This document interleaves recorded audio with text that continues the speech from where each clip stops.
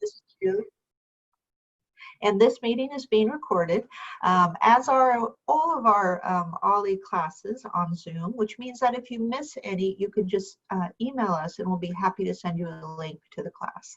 We're also happy, Daniel, to provide you with a link afterwards to the video. You can share it on your platforms and with your folks as well if you'd like.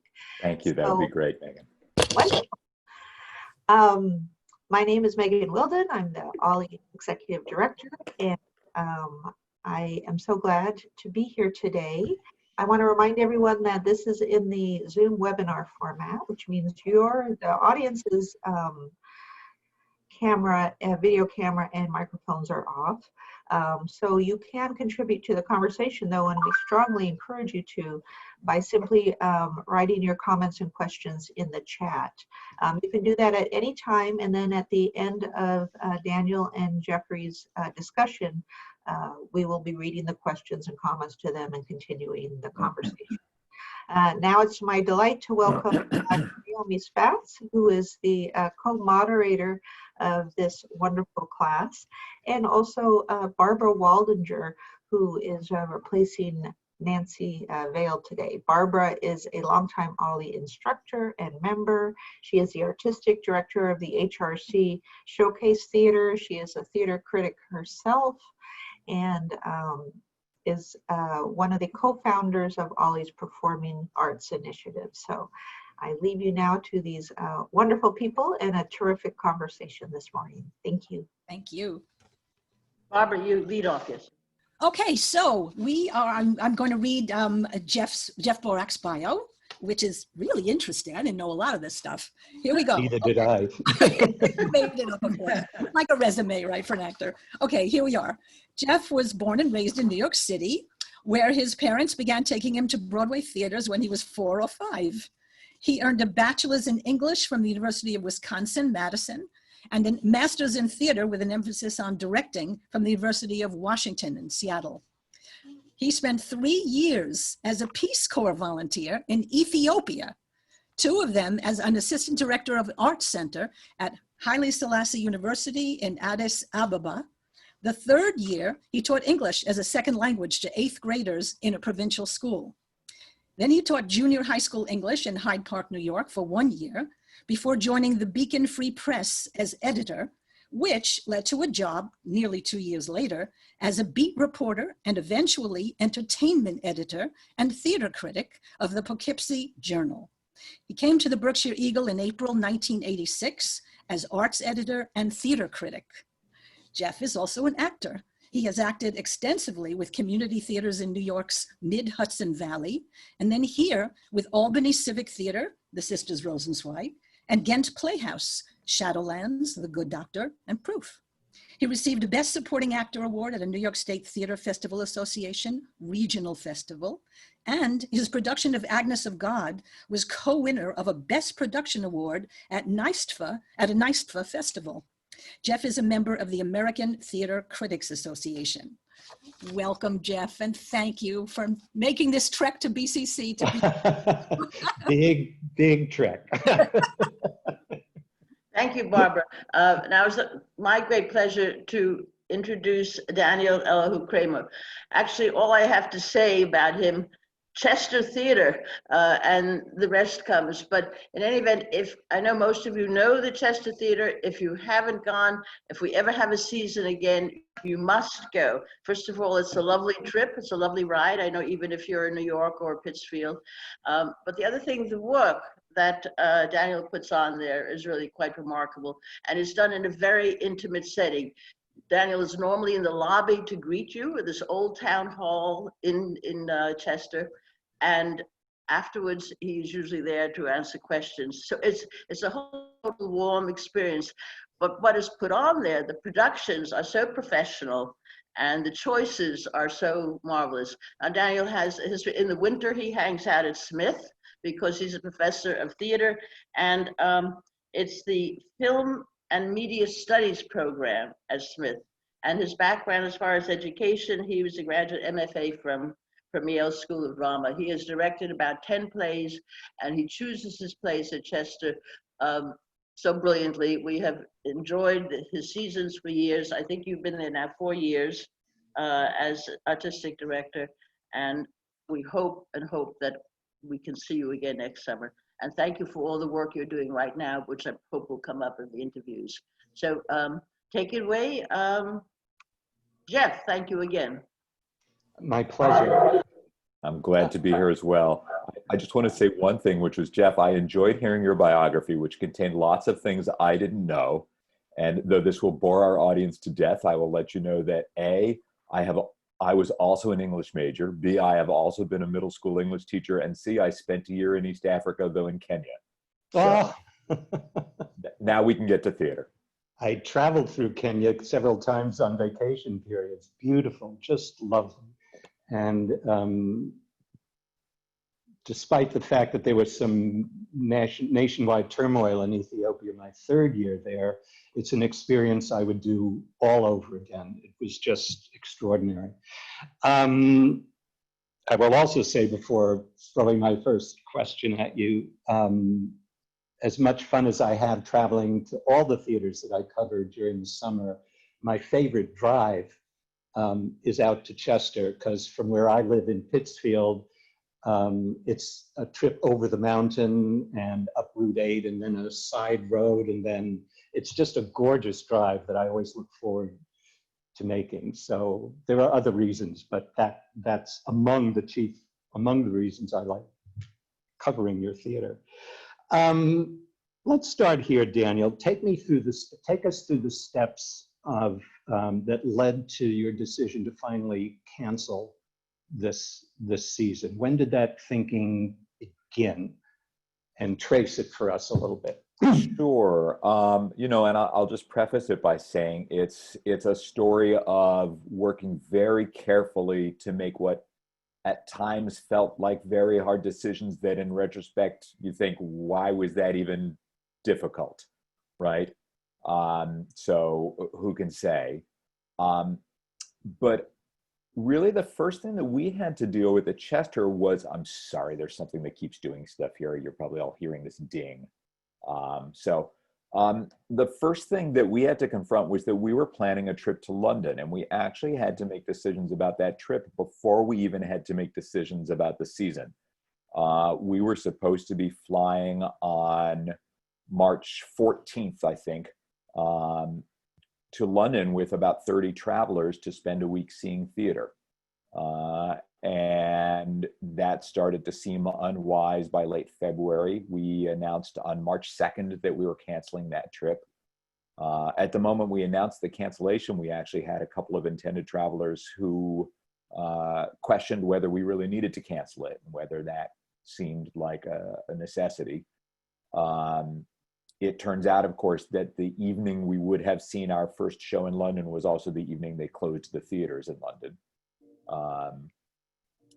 But that it became clear that there were too many risks involved. At that point, we thought more about the risks were, something bad could happen to somebody in London because of what was happening there, or that we might end up quarantined there or quarantined on our return, etc.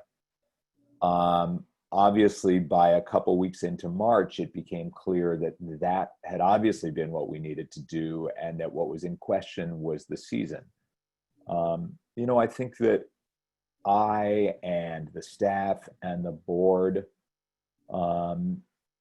needed right away, with the London decision and then with decisions about the season, to say, what would we do if money had nothing to do with it? And then be sure we did that, even though money might have something to do with it, right?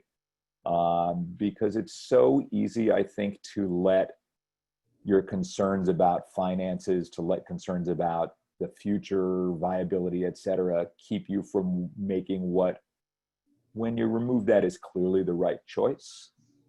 And so once we removed that from our decision making, it started to feel much clearer. Initially, we announced that we were canceling the first 3 shows, and we were hopeful of doing our final show. And then I think it became pretty clear to us that even that wasn't a possibility. And I guess I've a couple of times said I would make the distinction: these were painful decisions, but they weren't difficult decisions, which is to say, it was clear what we needed to do. It just felt terrible having to do it.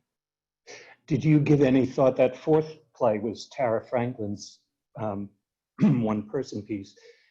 Have you given any thought to perhaps, is there any way of doing it as a virtual experience? Yeah, actually, so that final play that we were hoping to do, Tiny Beautiful Things, is actually a 4-person show, but it is a play that represents on stage what are actually virtual interactions, which is to say it is 3 actors playing multiple letter/email writers to an advice columnist. And we actually very much wanted to create a virtual production of that. And I'm sorry to say that I learned at the beginning of this week that we cannot get virtual rights to it, even though we already have literal on-stage rights to it. It had been our hope as recently as a week ago that in August we would offer a virtual performance of that play. We were talking with the folks at Capitol Rep in Albany about trying to work together on that. So that was, yeah, absolutely. It would have been, I think, a wonderful candidate for it. And I think one of the things that I think the fact that we weren't able to get the rights shows is how difficult it has been for the various portions of the theater industry to adjust on the fly to current circumstances. And I think that's been true of the publishing and rights companies. It has been true of the various unions and organizations. I think it's been very difficult to adjust on the fly. And I think that, you know, the fact that we couldn't make that happen was a real disappointment. On the whole, given average situations, when do you begin planning the next season? Yeah, it used to be when I arrived that the answer to that was pretty much the fall prior. And often it got even more intense in the winter, which is to say it was awfully close to when we were going to have to be doing it.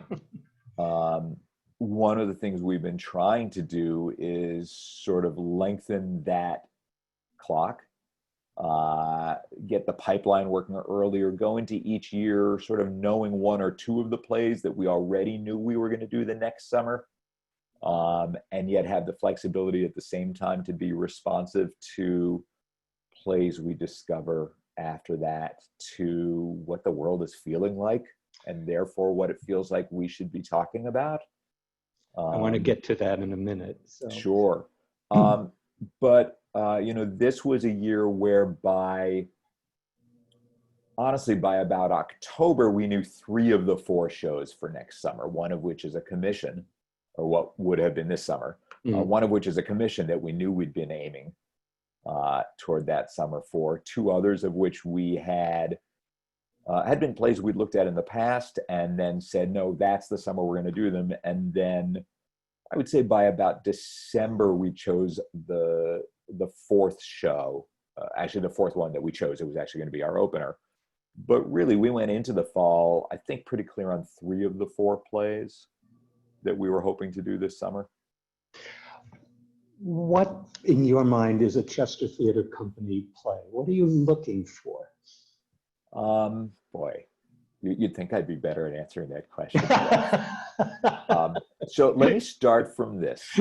You just described the drive you take to Chester, which is also, of course, in reverse, the drive you take home from Chester. And I have long threatened, sort of tongue-in-cheek, maybe sort of not, to make the motto of Chester Theatre Company, Chester Theatre, 40 beautiful minutes from anywhere. 40 minutes from my home, actually. There you go. Now, that's not true because there are lots of somewheres that are much closer than that. And one of the reasons I don't actually like that slogan is because one of the places that we're very near is Chester itself, and we want to be for and of that community as well. But I say all of that to lead into this idea. If on your beautiful 40-minute drive home from Chester, you start talking about what you'll have for dinner, or you find that the discussion is about where you're going to go next week, we got it wrong. And if, on the other hand, on that 40-minute drive, if you're with somebody else, the conversation, or if you're on your own, the thoughts running through your own head are about the play and about those characters and about their story and about the ideas that came up in it, then we probably chose the right play. So part of what I think makes a Chester Theater Company play is simply that it gives you a lot to think about and a lot to talk about and won't leave your head. I hope that it also won't leave, you know, whatever is the thing that is along with your head, your heart, your soul, whatever that thing is. There's some practicalities of what makes a Chester Theater Company play. It probably has a very small cast, right? We have a very small, not only a very small theater, but a very small stage. We also have a relatively small budget. So we often will have across a whole season of 4 plays, maybe 12 or 13 roles total. But I think more than anything else, it is going to be a play where the intimacy of the space matters, where you are drawn into these people's lives in ways that are partly about the quality of the writing, partly about the quality of the actors, partly about the intimate connection you can have with them in our space, and that experience will stay with you, and that it's an experience you're going to want to keep engaging with and thinking about and looking at from different angles after you leave. You know, as you know, Jeff, the majority of our performances, we have some sort of post-show conversation, whether that's an audience conversation, whether the cast comes out to join the audience in conversation, whether we have panelists there. And I think that's a sign of how important it is to us to pick plays that are worthy of those conversations. Who is your audience? Boy, that's a great question. Not everybody it should be. So I want to say that first of all, and I think that'll connect to some other things that we want to talk about in this conversation. But the boast I make about Chester Theater Company, because there are a lot of terrific theaters in the region, right? The folks who live in and around the Berkshires and Western Massachusetts have in the summer a richness of theatrical and more broadly musical and artistic enterprise that is astonishing. And so there are a lot of wonderful theaters in the area. My boast is that we have the best audiences. That's the boast that I want to make. And I think it's because our audience are people who say, absolutely, I would like to be entertained. Absolutely, I want to enter imaginatively and empathetically into other lives. And I care about the world, and I care about my place in it, and I care about what's happening. And I believe that my entertainment and my thoughtful engagement with the world don't have to live in entirely unrelated and separate camps, and that they can combine. This is one of the reasons I love chatting with you, because you led exactly to the next question that I had in mind, or at least the next issue that I wanted to have you talk about. And that is nothing less than this concept, especially in this tumultuous time that we're going through. What is the role and responsibility and function of theater? And as part of that question, where is the line? And I understand and agree exactly with what you just said, that theater can both entertain and engage our mind and our intellect. There is an argument to be made, however, that as much as we need to be engaged with the world and whatever issues are swirling around us at a given time, a case, I think, can also be made for getting away from the world. I think that's a large function of what theater and the performing arts especially do for us. As much as they make us want to see the world in a variety of ways, I think they can also function as a way of just getting away from it. I can't tell you how many times over the past several summers I've looked at my schedule and noticed that the Agatha Christie was coming up at the Theater Barn in New Lebanon, and thinking to myself, whoa, a breather. I can just sit back and relax, or a comedy that has nothing intellectual on its mind except to just make us laugh. What is that line? Well, I mean, I think I'd say a couple of things. I agree with you absolutely, right? And I enjoy, whether it's a book, whether it's a movie, whether it's a play, sometimes exactly what I need is that thing that lets me relax, that thing that just lets the pleasure of the event wash over me. And I should stop even saying the word just in front of that, because that word itself seems to suggest that there's something partial about the experience. But that can be invaluable. I think we certainly have done some plays since I've been there where that's part of what they do. I think of a play like Mary's Wedding from a couple of summers ago, which is largely a romance. At the same time, I think that one of the things that was clear to me when I arrived at Chester, because I think Byam Stevens, my predecessor, had done a lot of this work already. One of the things that I think is true for me there is that I don't think we as a theater can offer all the things theater can do, and we have to sort of find our place in there. And there's certain things we just can't do, right? If you're looking for a big production of South Pacific, and we could have a conversation about whether or not you should be, we're not equipped to offer it. But there are other things we might be equipped to do, but they aren't to us. And I think that sometimes it's invaluable to not have everything seem like a play you could do, and say, there are certain plays that are wonderful, and isn't it great that there are theaters that are the place ready to do it, and maybe we aren't. I think that even, I mentioned Mary's Wedding. I think to actually one of the first projects, my second year of involvement at Chester Theater Company, was a play I wrote, which was an adaptation of Jane Austen's Pride and Prejudice, called Pride at Prejudice, which mixed the novel, which is a comic romance, with a lot of internet engagement with the novel.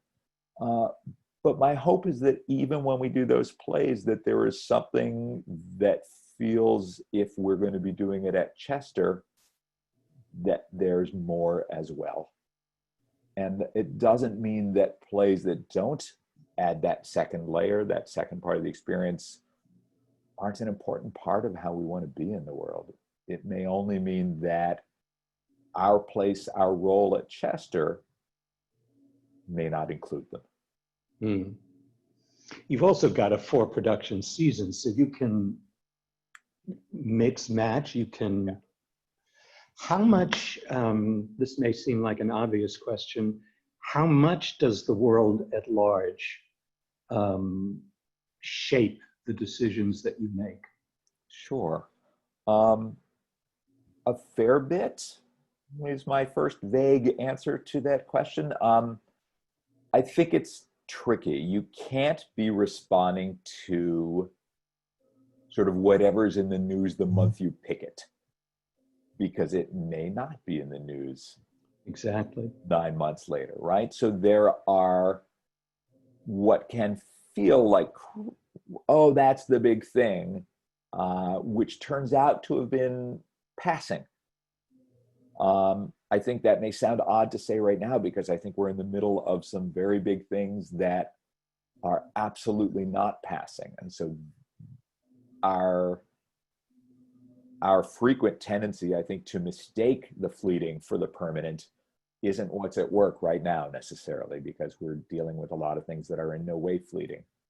But it is tricky not to let those momentary things drive your choice making, because of course you've got to show up 6 months, 9 months, a year later, and it still has to matter. It's not, Joe, it seems to me it's not just a matter of the plays that are chosen and the themes, and I know this is something you've dealt with. Racial diversity has been an issue in theater for such a long time. It's a discussion we've heard for years and years before now. Diversity in terms of the audience, and certainly in terms of the men and women who are working on stage and off. How has that been an issue at Chester and in your thinking of casting, finding directors, designers, playwrights? Yeah, so I'd preface my answer by saying two things. It has been an area of deep concern. It has been an area I've been working hard at. Having said that, it is an area we have not done enough in either, and I have not been successful enough yet. And I think there are times we've made some terrific choices and done some good work there. I think there are times I have been excessively willing to tell myself I had done enough or that I had tried my hardest. Mhm. So that said, as a starting point, I'll say a couple of things. I think you can see in our programming and in our casting that it has been a proactive attempt to say we want to both give artists of color more opportunity to have their lives represented on stage and to do the representing on stage, to give playwrights of color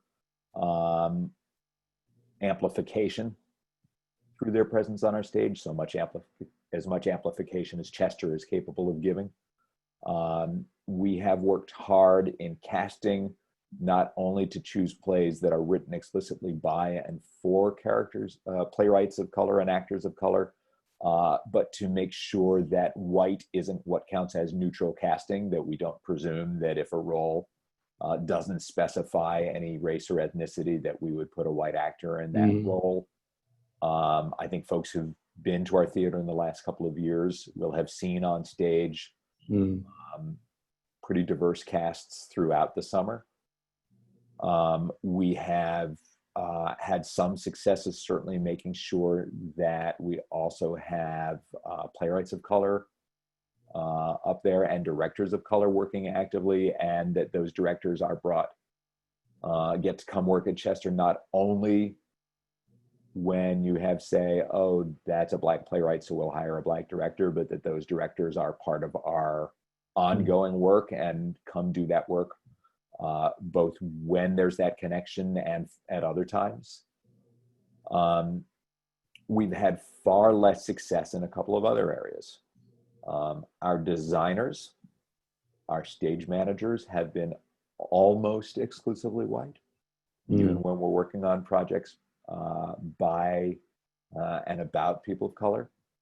The behind the scenes, beyond director and playwright, we've had very little success with. Our interns, we've had some success, but we would like to have more.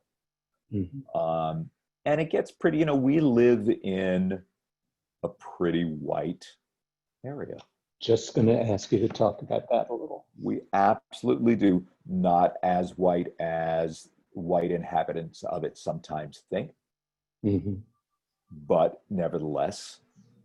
And yet I say that, but Chester Theater Company is located in the northwest corner of Hampden County. Chester Theater Company is in the same county as Springfield.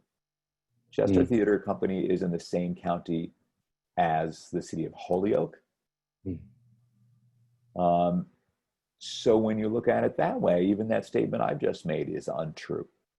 Yet to look at our audience, you would probably, if you said, oh, that audience probably represents who lives here, it does not. It doesn't. It does not. And that is more than anywhere the place that I think we have been willing to shrug and say, gosh, wouldn't it be nice if, as opposed to, what are we failing to do? And what should we be doing? So how are you addressing that? Well, at the moment, it's we're not addressing much about our audiences because we can only, right now, I think, hold on to trying to maintain connection to the folks who know who we are, because I think that we need to be making work to do it. But I think that it is going to be vital for us moving forward. I think that we're going to have to find ways, and I'm going to have to find ways to connect and develop more relationships in the communities that are not coming to Chester presently.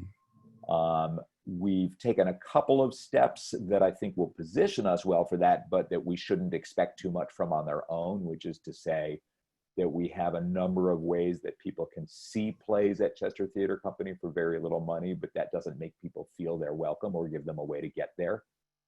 I think that we have an all-white staff and an all-white board. That makes it hard to make those inroads because institutionally, we aren't putting ourselves, we are not expanding our own identities in the sort of base of the company. And I think that that's some of the work.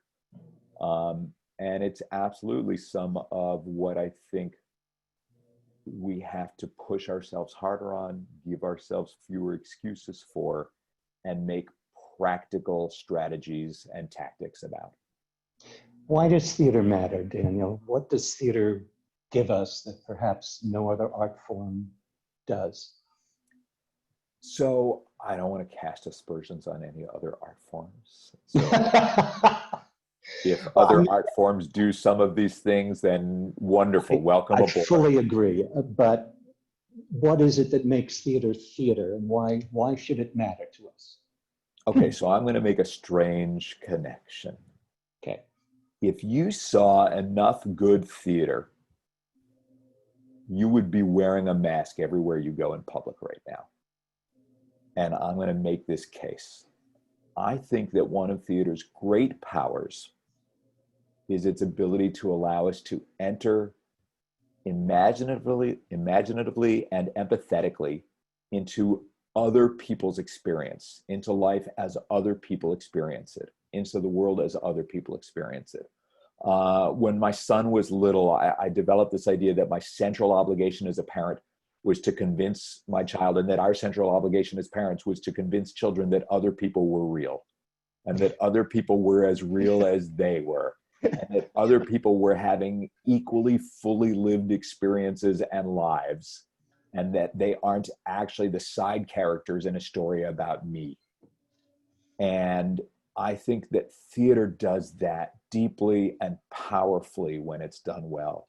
And I think that one of the things that when we get it right at Chester happens is that we have terrific plays, we have wonderful actors, and we're so close in with them. And then we have those conversations if people want them. And if you do all of that stuff right, then one of the things I get to experience is this little tiny fraction of how it feels to be somebody else. And I look at somebody I might think is just like me, and I discover how deeply differently they really feel and experience the world. Or I look at somebody who I think is so different from me, and I discover what we have in common. And my claim about masks, Jeff, is that the failure we're experiencing in this country right now is a failure to believe that other people's lives and experiences are as full and as important as mine. And it's a failure that clearly, and anybody's welcome to disagree with me, but I am giving myself permission to say what I want here. It is a failure that starts with our president. Absolutely. And his inability to understand that the rest of us are not merely characters in the story of him. And it is a failure that carries all over the place, because if you really believed everybody else was living a life as full and as important and as deeply felt as your own, you would say, so I need to protect them by doing this tiny thing. So I don't know if that was really an answer to your question, Jeff. It doesn't matter. Sorry. It doesn't? It's fine. Naomi, is it time for us to open up, or? Good, I've unmuted me. I want Daniel, would you talk about some of the exciting things you've been doing with Zoom, your interviews, and also the National Theater? I thought that was a brilliant idea. Sure. Because audience and conversation is so important to us at Chester, we've made, unlike a lot of theaters, we've made different choices about what to do remotely and what to do virtually. And to date, at least, though obviously I talked about the project we had hoped to do, to date, we've put more of our energy not into creating productions, which I'm not sure we're terribly well equipped to do, to be entirely honest, though we may try down the road, we'll see. but rather into having conversations, into making community. And I think that that has been what's most important to us, so that we have, we're headed to our 4th round of doing this. We have done a thing where we'll pick a play that's available virtually and say to folks, hey, here's a play, you can go watch this online. Take the next week or so, go find it, and then sign up to join us for a conversation about it. And people have wanted to do that so much that each time we've actually had to add a second day to those conversations. We've had about 20 to 25 people join us each day. We limit it to a number who can all be on a screen together. So 25, including those of us from the theater involved, is our limit. And of course, that 20 to 25 is often more like 40 or 45, because often it's 2 people at a screen. We've done that so far with a couple of the National Theater live streamings that they've done. We did it first with a production of Twelfth Night, then with a production of Streetcar Named Desire, which was actually a Young Vic production, but done through NT Live. The most recent one we've already discussed was, and I recommend this to everybody right now, by the way, Spike Lee has a film on Amazon Prime that is actually a filming of a Steppenwolf Theater production in Chicago of Antoinette Nwandu's play Passover, which is this astonishing mix of Waiting for Godot meets 2 black men on a street corner in Chicago who aren't allowed to leave, but it's not existential angst that keeps them from leaving. It is a white power structure and a cop. The next thing we're going to be watching and discussing is Anna Devere Smith's play, which she performs, Twilight Los Angeles, which engages through verbatim and documentary theater with multiple real people around the rioting that took place in LA following Rodney King's beating. And that's being streamed by PBS and great performances. We've also done a couple of interview sessions with theater critics. We did one with Matt Wolfe, who is the London theater critic for the New York Times, and talked about theater there. Matt's somebody who always addresses our travelers when we take our trips to London. Just this week, I met with Chris Vire and Steve Oxman, who are both Chicago area theater critics. And we talked about the Chicago theater scene. We talked about that production of Passover from Antoinette Nwandu. And we talked about a bunch of other things as well. So we've really been trying to use the technology to create places we can come together, places we can be in conversation, and places we can be in community. Daniel, could you discuss your internship program, even if it doesn't exist at the moment? Yeah, I can, and it actually does exist at the moment. Wow. Most summers we bring usually 7 interns to Chester for the summer, and they work and learn and assist in a broad range of areas, from stage management to dramaturgy to literary management to technical theater to directing to front of house company management. We're really proud of the ways we're able to support them. These are usually college-age students. We house them. We give them a weekly stipend, which should be enough to, shop and eat and go out once in a while. They don't have much time to do that anyway. We make sure that it's a real live educational program, not just a lot of free labor for us. And we actually think there are important equity issues involved in the fact that we're able to support them through this process, rather than ask them to spend money supporting themselves, or as some theaters do, in fact, to pay for the experience. Because we're such a small company, those interns usually get real opportunities to develop relationships, professional and even personal, with all of the other artists and theater makers who are there, because they really become part of the company. They're going to sit around and have barbecues with the actors. They're going to assist a director. They're going to work with a designer. So we get amazing kids. I'm old now. I call them kids. I am not supposed to. But this summer, believe it or not, we have 2 virtual interns, one of whom is actually interning from the Berkshires, from our home in Williamstown, one of whom is interning from New Jersey. So we actually still have two, Naomi mentioned that I teach as well at Smith College.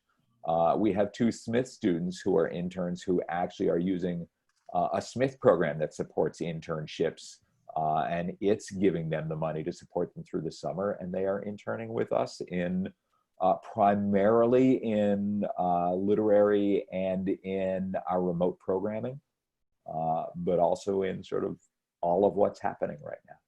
It's wonderful. I have a question for you. It's rather broad. I mean, I know you do all these things. You take people to London in the theater, you're a film director, you're a playwright and a director, but is there a particular play or a few plays that have been very important to you in your life that either you love the most or has started you off in a particular direction? I mean, who are you?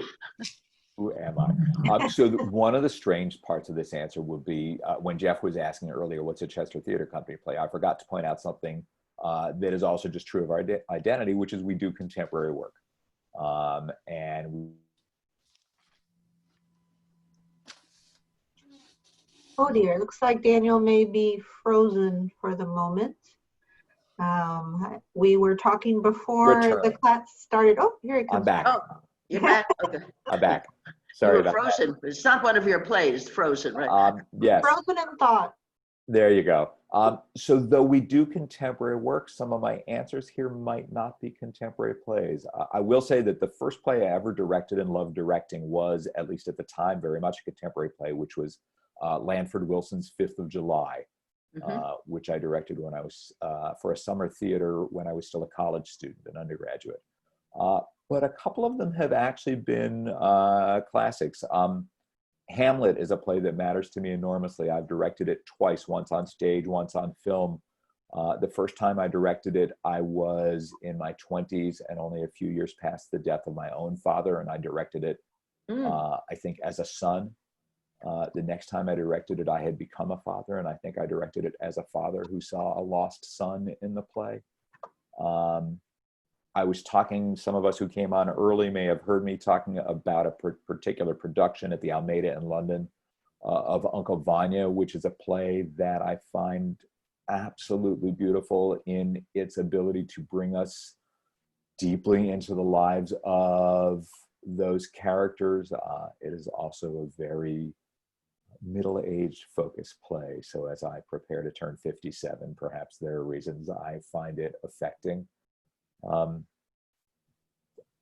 Those are a few of them, maybe. I would add a play I've never gotten to work on in my life. Actually, I haven't gotten to work on Uncle Vanya except years ago, acting in a scene from it.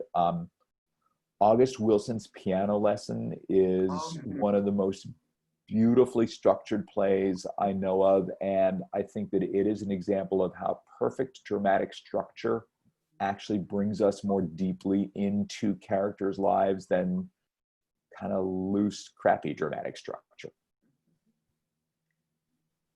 And your students these days, what, how would you describe their involvement with theater? Is there a particular genre that you have been able to present to them that really got them excited? Boy. First off, I think I should say that I think they would laugh scornfully at the claims I just made about dramatic structure, and for all I know, they're right. They would say, that's a very old-fashioned idea of dramatic structure, Daniel, don't you think? And I'd have to say, yeah, it probably is. I think one of the things that has been really exciting for me is that I've begun teaching a course that I think I'll be teaching again this coming academic year on verbatim and documentary theater, theater that's created from found text, from interviews, from the real world. And I think that they find that deeply powerful. And I think that that's certainly an area that's important to them. I think that the issues of equity and representation that we've touched on here, they would center in any conversation about theater rather than seeing as peripheral. And I think that's right. I think in both of those areas, I would say those are among the places that I'm learning from my students, because of course, they're teaching me what matters in the world. I can't teach them what matters in the world. I have to listen to them to learn what matters in the world. We have some comments in the chat from Carol Fisher, who is also one of the co-founders of the Performing Arts Initiative at OLLI. She writes, Daniel, congratulations on your theater's delightful environment. The staff is outstanding, so welcoming and helpful, and they all seem so happy. Looking forward to getting back to Chester. That is, I don't know if I have an answer other than thank you. You know, it's every once in a while we will hire somebody, and that person we hire for something, maybe an occasional director or somebody else, will make other people unhappy. And I think we make our best work when we're willing to challenge each other, but we are always there to support each other. And I think that, you know, the person who doesn't do that, all I can promise is that I will see I goofed and they'll never be back. And that I think that extends to the fact that we think we make one community together with our audience. And I'm glad to hear that it feels that way to somebody. That's wonderful. Yeah, and it's quite a wonderful reflection on your leadership. She also writes, what did you do in Kenya and when were you there? She says she lived in Nairobi for 5 years in the early 1990s working for the National Museum, and notes to Jeff that she's a former Peace Corps volunteer too. Well, I won't take too much time on this, but I was actually an exchange student in Kenya for a year. I lived primarily in the Western province in a small village about a 10-mile matatu, which is a little truck you hang on the back of, ride away from Kakamega, which is the capital of the Western province of Kenya. When I first met Jeff and found out that he had also been in Ethiopia, David Lippman and I are the only 3 people I know in the Berkshires who've hung out in Addis Ababa, and it was always nice to find them. But Jeff, how are you doing these days? Are you how are you getting yourself stimulated?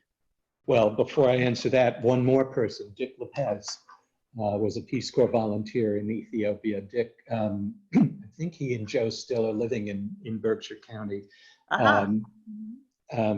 Dick has written columns for the Eagle. He's also a novelist, has a detective series. But Dick was one of the first people I met when I came to the Berkshires because of our connection in Ethiopia. He'd been there a couple of years before me.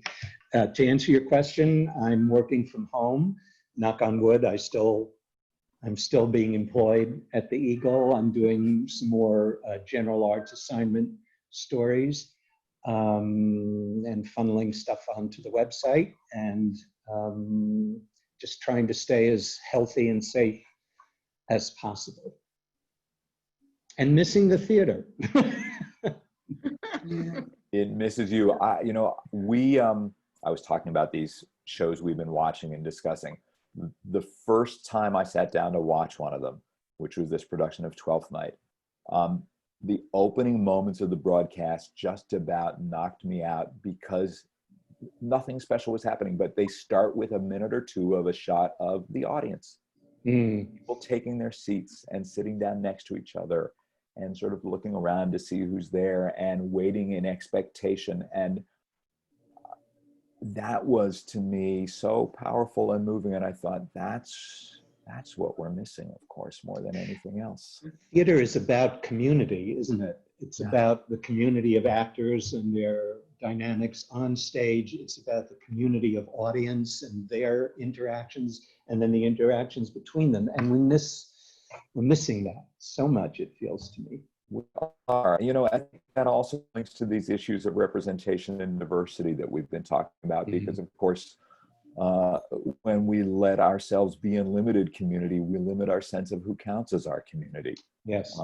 And we limit people out from the community we're in, and we limit ourselves from the community they're in. And I think that's right. It's about those things, which is part of why I think theater has maybe even a special obligation to be working on these issues. I wonder, no, go ahead. No, go ahead. I was just going to say, I wonder, it's not anything we'll know until it happens. Although I had an interesting conversation with Kate McGuire the other day about people's willingness to return to the theater once theaters begin to open. Kate was telling me about a conversation last week, I guess you would, with Barbara, and you had polled the people in the who are participating in it. And when the question was asked whether how many would be willing to return to the theaters indoor, almost no one raised their hand, and it was quite the reverse when the discussion was an outdoor experience, like in a tent, for instance. And I'm wondering what it's going to take to make people feel comfortable about returning to the theater again once that begins to happen. You know, I think that those of us in theater need to have a lot of humility around this issue, by which I mean there are things it is worth risking your life to do, and we're not one of them. And we need to be entirely honest about that. And I think that we are going to have to figure out what's safe and work with a real abiding concern for the well-being of everybody involved, backstage, on stage, the audience, as we move forward. And yet everything is trade-offs, right? My wife has been trying to figure out when to go see her father. And it is physically healthier for everybody if she doesn't, but you also reach a point where you say, well, what are the other balances and the other kinds of health and the other things we need as humans? And when do you start to make those trade-offs? You know, as all of us start to plan, you know, I would normally we'd be in week 2 of our first show. We'd be preparing to open our second show, which would have been our commissioned play next week. But we would also only be a couple months from my diving into budgeting for 2021. Right. And as I do that, I need to be imagining many possibilities. The easiest possibilities to imagine, of course, are we have a season that looks like what I know, and horrifyingly enough, but it's easy to, you know, it's easy to run the numbers on this, we don't have a season. What's harder to imagine is what are the things we've never thought about that we should be starting to try to picture. Can you transplant this season to next? In theory, we probably could. I think we are committed to a couple of the plays from this summer already. We're committed to our commission. That's a project we developed with one of our audience members and a playwright. So that new play, The Life of the World to Come. We're committed to The Niceties, a play we were going to be doing this summer, which is about the question of the role of slavery in the founding of this country, and to what extent the concept of slavery is baked into the concept of the United States of America, and takes place between a young Black female college student and her older white female professor, history professor. That's a play that we were going to be doing this summer that we're committed to for next summer. We don't know yet about the others, and I think that some of those questions may turn out as well to be budgetary questions, right? Can we afford a summer of as many plays, let alone actors, as we were intending this summer? I have no idea.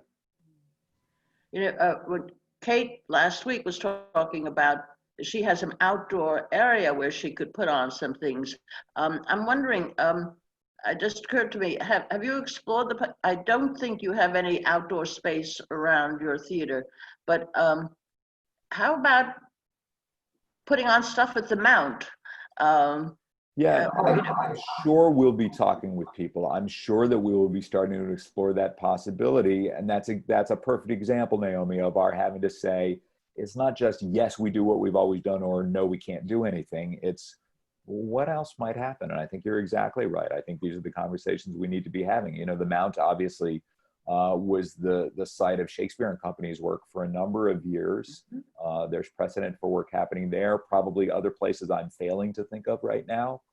And I think we're going to have to explore a lot of things. I think we'll also have to explore, how do you find in outdoor work the intimacy that is at the core of what is distinctive about Chester Theater Company. We are, as a rule, intimacy rather than the things that outdoor is good at. And how do Maybe we do could that? all put on things at Shakespeare's tent.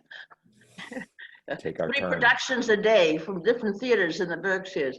There you go. Someone was suggesting when I heard that Julie, was on, and she said that they had some equipment from South Korea, and they were spraying the theater and all. And I said, and then I thought that she and Kate were going to be spraying, and I think Peter Bergman suggested that the 2 of them were spraying all of Berkshire County. Right, and of course, Julianne Boyd at Barrington has this fascinating experiment coming up that they are hoping to do. I mean, obviously, we're still waiting on some state permissions that will have to happen between now and then.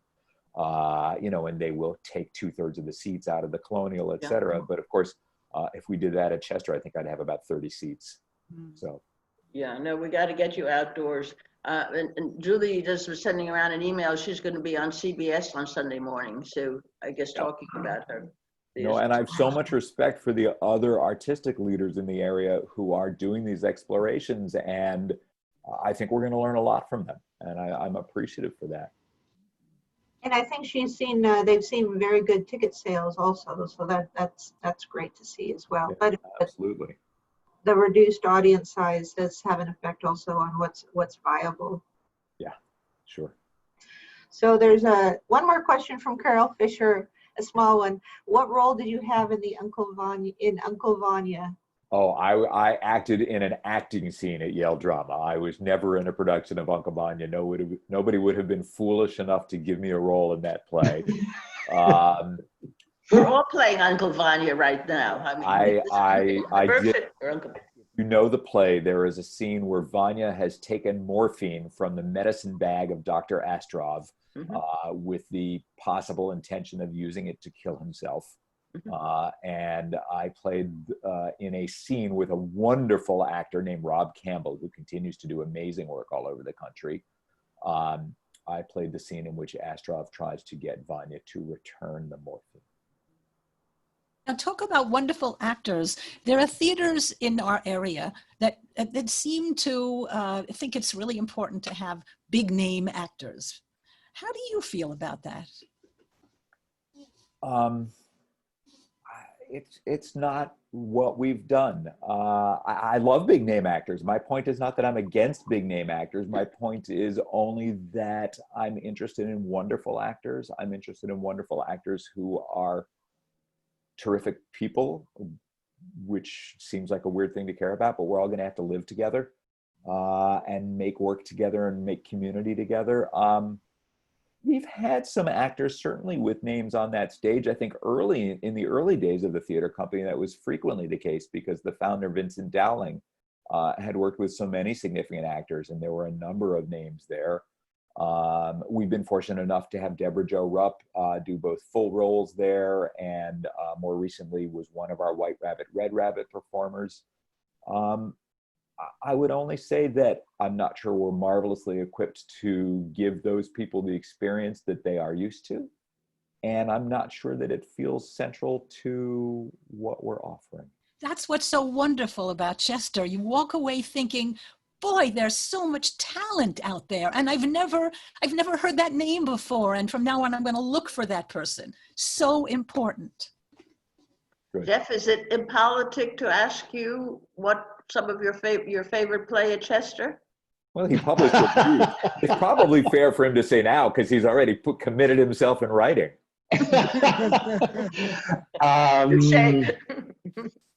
Oh gosh, I'm trying to think. Retreat from Moscow, which I think was before you. That was still under Byam's tenure. Doesn't count. If it's not Daniel, it doesn't count. It absolutely counts. Byam put in 18 astonishing years of making that theater matter.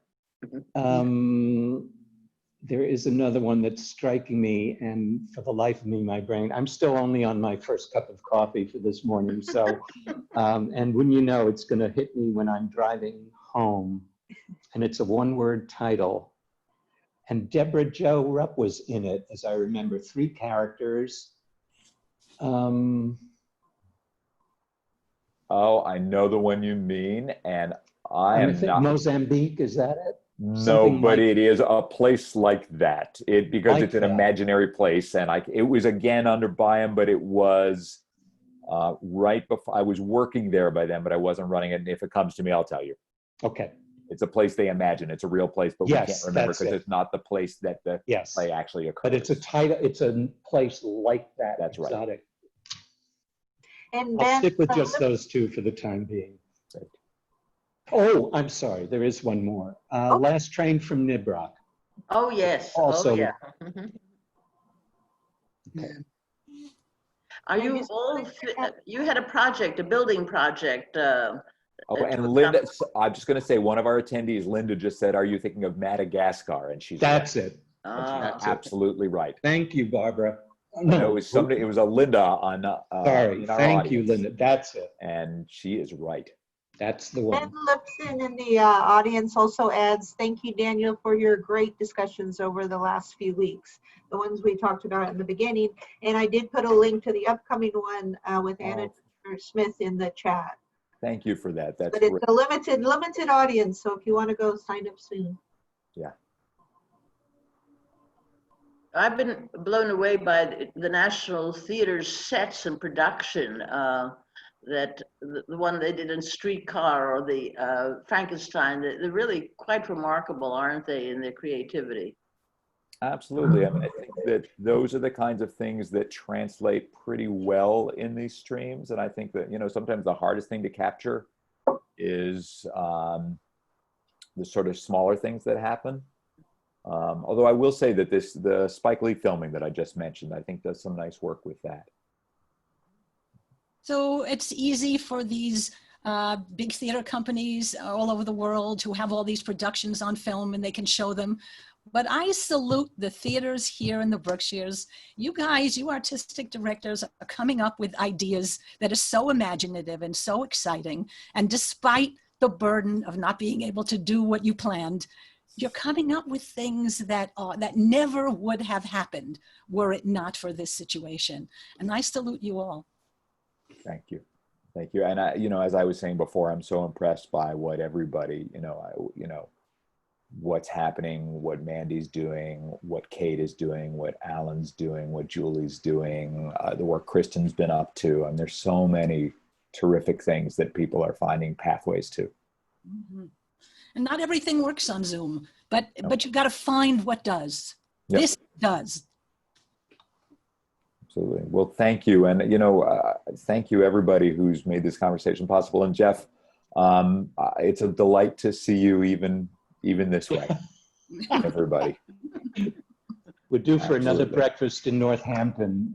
Wouldn't that be great? That would be cool. I look forward to that day, Yeah. Daniel. It's on me.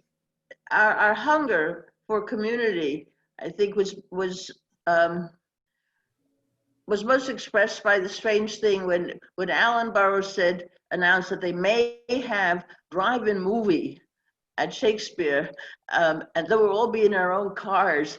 There was hunger for it, even if we're parked next to each other. So it's not only theater expression of humanity, but our community that we're really hungry for. And I mean, all of you are so optimistic, but I confess I'm flat with all the lack of our community and the lack of all our art. So I welcome you all back in full bloom. Thank you, Jeff, and thank you, Daniel. I want to say that, Jeff, you didn't shy away from asking the big questions. And Daniel, you answered so honestly. And if something is right for Chester or maybe it isn't, it doesn't have to fit all brands. It is what it is. And I appreciate this thoughtful discussion that we've had. Thank you. Well, thank you. And two last things. One is that I have not named two people I want to make sure to name, which is that I talk sometimes as if I'm running around doing all of this by myself, which is a total lie. And Tara Franklin, our Associate Artistic Director and Director of Education, and Angela Combest, who is our Marketing and Development Director, are, right now we and these two interns are the company. And so I just want to express my gratitude for everything that they and the board are bringing to this as well. And just say what a bolt of energy it's been to have even this hour of community with all of you. So thank you. Thank you. Thank you.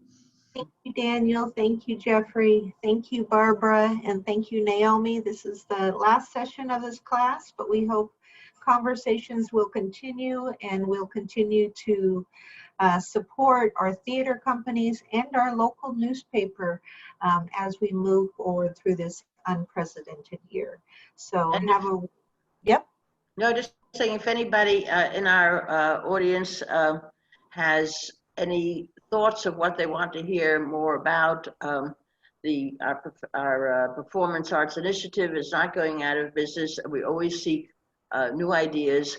And I must say, the artistic directors and the critics and the writers have been so kind. And OLLI, I'd like to thank Megan, who's been brilliant on this, and Andy, who is our technician. But anyone who has anything that they would like to hear more about and things, we could work it into a program, and hopefully next year we'll have back our Berkshire previews and a great season. Yes, and you can email your idea to the OLLI office, and we'll forward them on to the Performing Arts Initiative.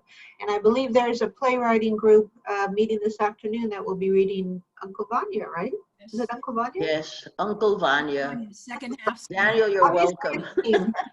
This is your chance. You can take the role you want. You don't want me. Of course we do. All right. Well, thank you again, and we will hopefully see you in person soon in the theater. Thank you. Thank you. all. Thank you, Jeff. Bye. You're welcome. Thank you for having me.